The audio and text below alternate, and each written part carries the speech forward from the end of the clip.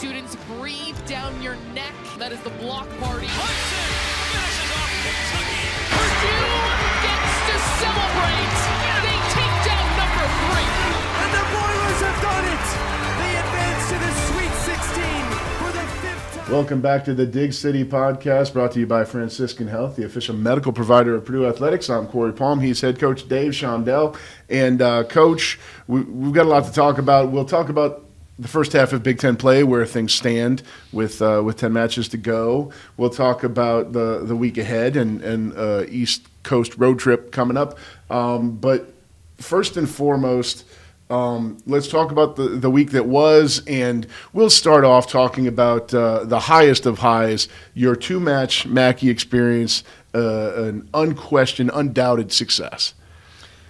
Yeah, I think everybody that was at either one of those matches, or at both, which I'm sure a lot of people were, walked out of that venue feeling like this was unbelievable. Mm-hmm. And we know we didn't play well against Wisconsin, and Wisconsin kind of dictated the way that match went, which you can never allow your opponent to dictate how things are going to go. So again, we learned a little bit from that. But back to your question, the university just did an unbelievable job. Our athletic department was off the chart with how well they did that event. We used to go into Mackey, and it was a mom and pop show. They wouldn't do all the things that they were doing for basketball. Right. And I wondered why. I always wondered why. You got this opportunity to grow this sport into something unbelievable, grow this program into something, and we were just kind of doing it, I don't know what the expression would be that's appropriate, but halfway, okay? But this time, it was full throttle, mm-hmm. and people loved it. And because of that, they're clamoring for more events in Mackey Arena, where we can get another 15,000 people in there. The match with Indiana was nearly flawless. Our team played very, very well, and everybody enjoyed that event, and it was great. They come back a week later. We don't play nearly as well, and we lose, but yet people still enjoyed the opportunity to watch volleyball in Mackey Arena and see two really good teams play. Obviously, on that night, Wisconsin was much better than we were, unfortunately, and all we can do is apologize for that and try to get better. And learn from that. Every time you get beat, every time you win, no matter what the day is, you have to learn from that experience, and I think that we will. Our kids have come back this week and have been, chomping at the bit, ready to prove that they're a little bit better than what they showed. But thanks to everybody. Thanks to our administration. Thanks to all the facilities people, the fans. The band was in full force out there. Were. The number of students that were there was incredible. But what was impressive to me and really hit me hard was how many young females were there to watch.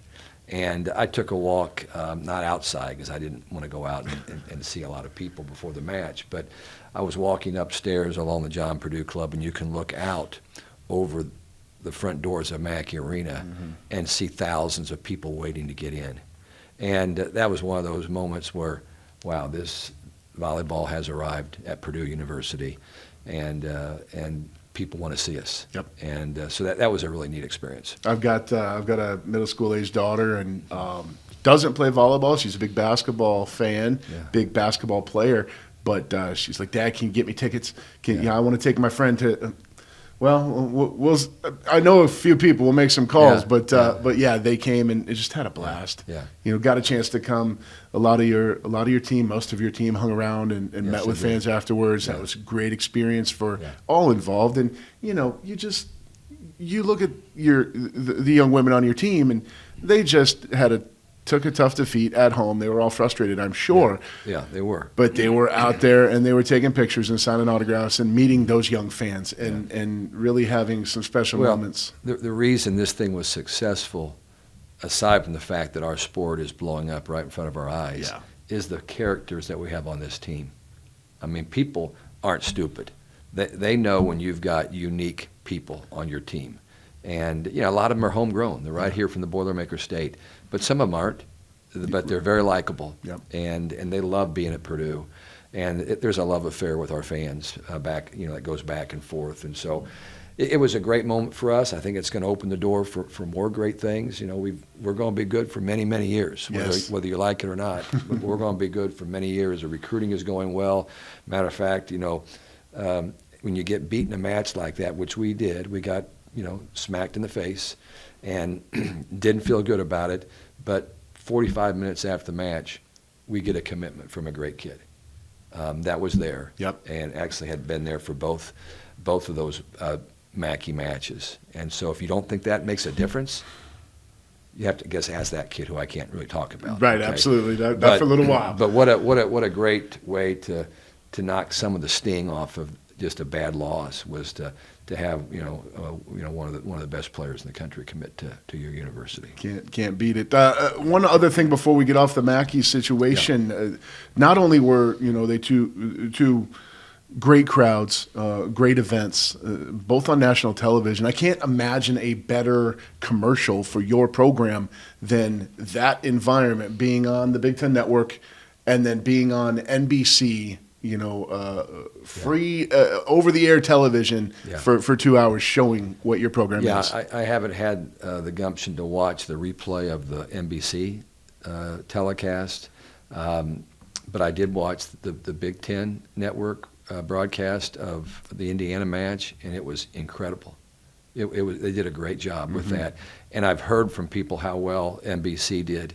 Obviously I've watched the match on our volumetrics. I've watched it several times. And quite frankly, when you watch our match, and I'll get to your situation in a minute, we were really good defensively.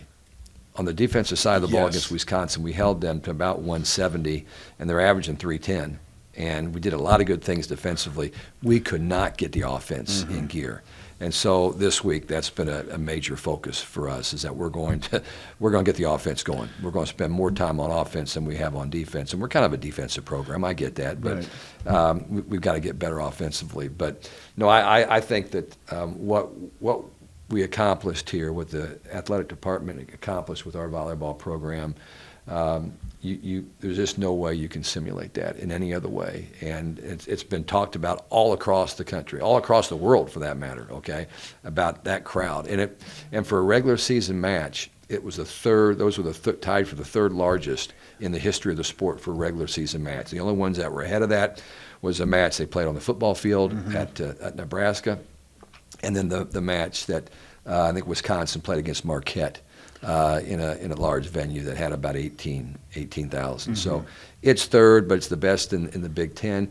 John Cook, already talking about moving a match into the basketball venue. Good for him. Have at it, John. And then we'll move some more bleachers and more chairs into that facility and break it again, or we'll go somewhere else. But things are going pretty well here.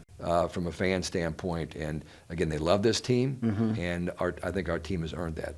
I think so too. One other result from last week, you played Ohio State in what was kind of a classic trap match. They're a talented team. They're coming in. You get a team between a big rivalry win and maybe a look ahead. But you came out last week, took care of business. On this homestand, Corey, it was UCLA, Indiana in Mackey, your rival, Ohio State, and Wisconsin. That was who we had. Yep. And I remember speaking with our athletics director, Mike Bobinski, and I don't like to ever not reach for the moon. I said, but at the start of that, I said we need to get 3 out of 4. Yeah. And we did. Yep. So I shouldn't be disappointed, but yet I am, because I felt like when you win the first 3, you got a chance to win the 4. And there's not as much difference between us and Wisconsin as what showed in that match.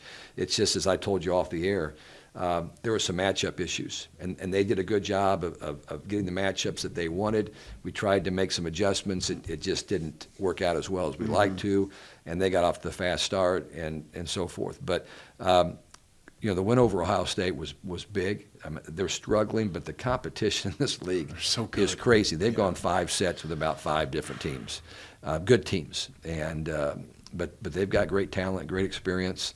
Coming back. So that was a really good sweep for us to beat Ohio State in 3 games. It was. So like you said, 3-1 on that homestand.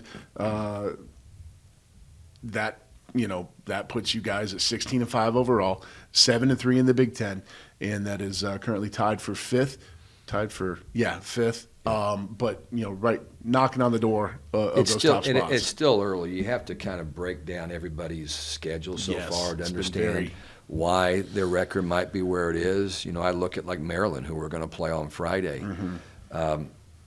They've played some really good teams, and so their record doesn't look very good on paper until you look at who they went 5 with and who they played close with, and the amount of great teams they've played already.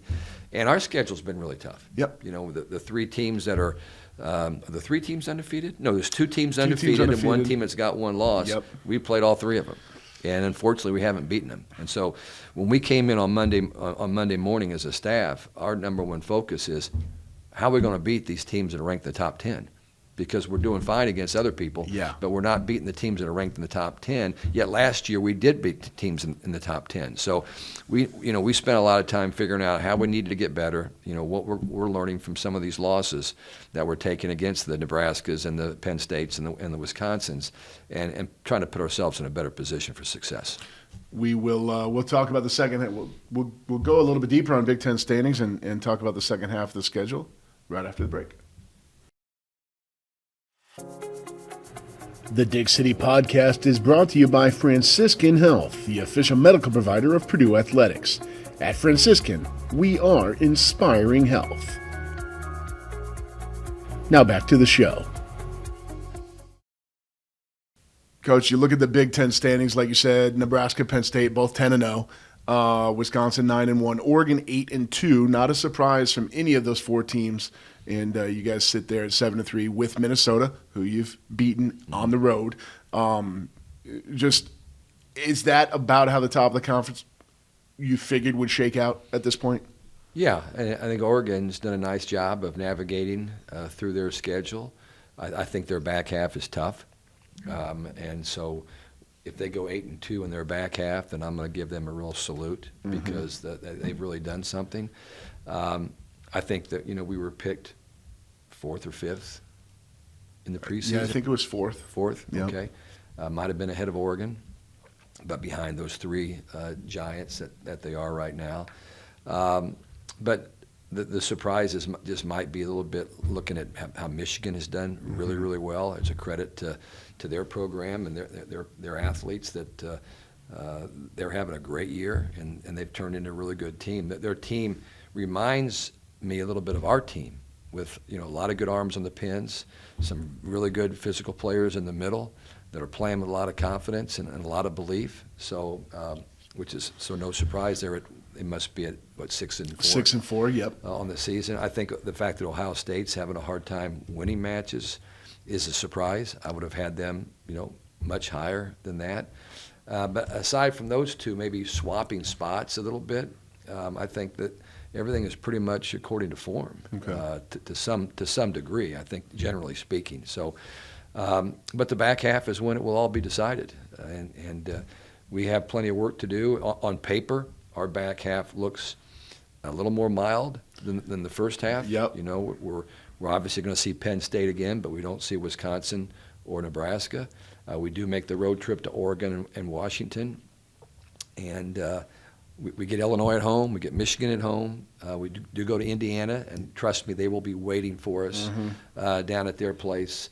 And they after we played them, they lost to Wisconsin, but then they beat Northwestern in 3 and looked really good doing it. So we know that when we go to Indiana, and that's a sellout. I hope that there'll be a lot of black and gold in there. There normally is for that match, but it did sell out early this year, which is kind of the way things are going in Big Ten volleyball. Lots of sellouts, lots of great crowds. But we know that every match will matter. And again, I go back to what I've told you in the past. This is about the process. We've just got to be prepared. We've got to get better every day. What we do in practice today is going to be every bit as important as how we play the match against Maryland on Friday.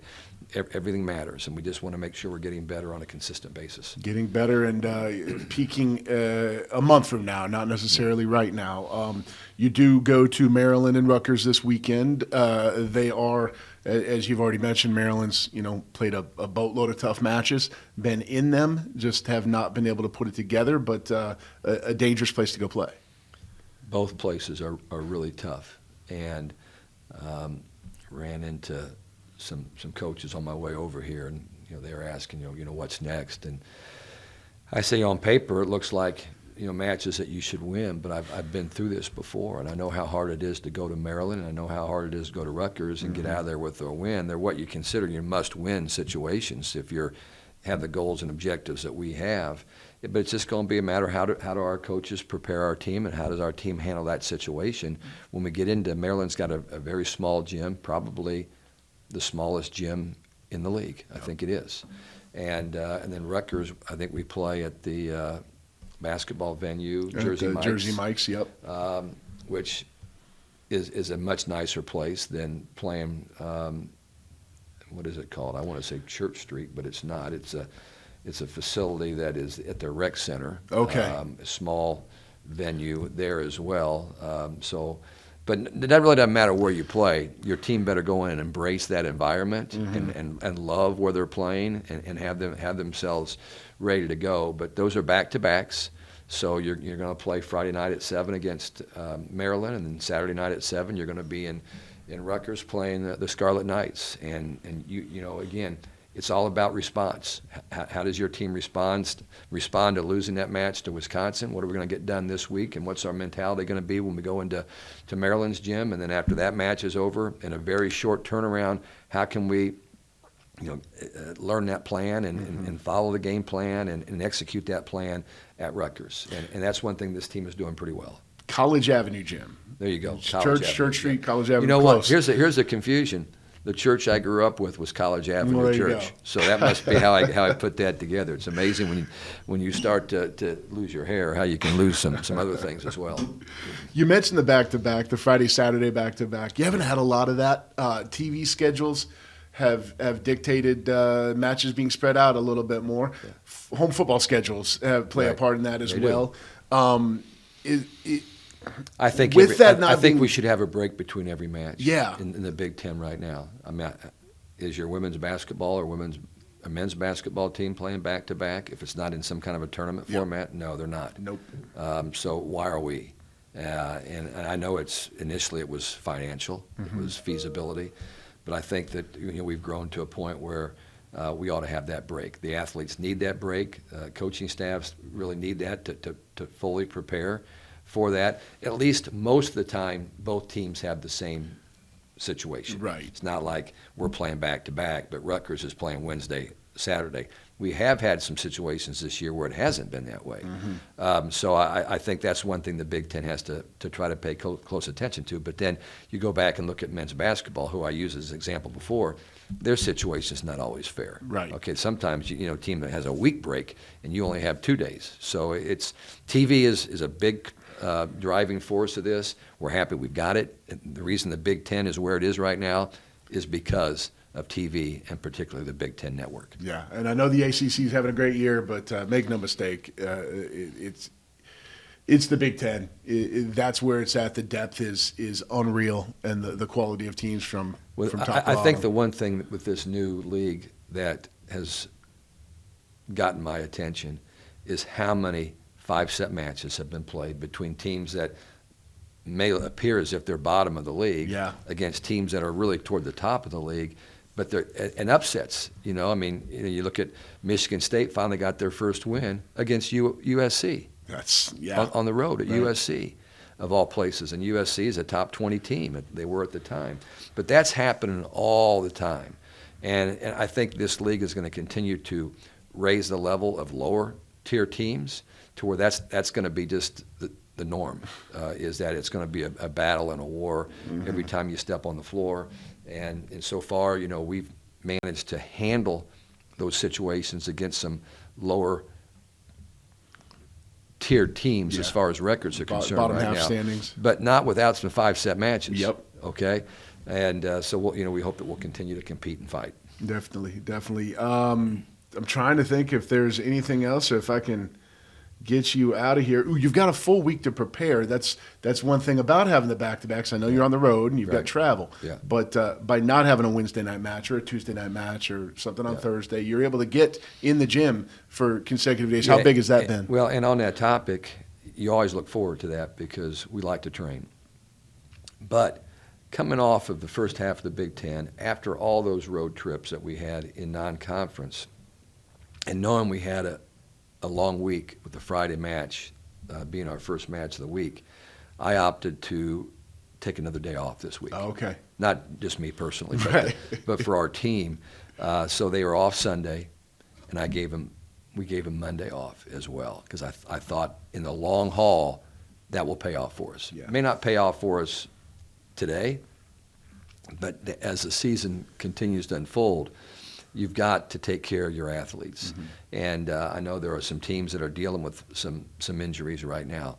We've been fortunate, okay, that we haven't had anything like that, partially because we've been looking at the welfare of our student athletes Right. heavily and making sure that we're not overdoing it with people who are getting lots of jumps and lots of swings and whatever it might be. So we'll continue to do that as hard as it is, because you want to train. You know you need to get better to compete with these great teams in this league, but you also have to be wise about what you're doing. So I thought it helped that we took Monday off.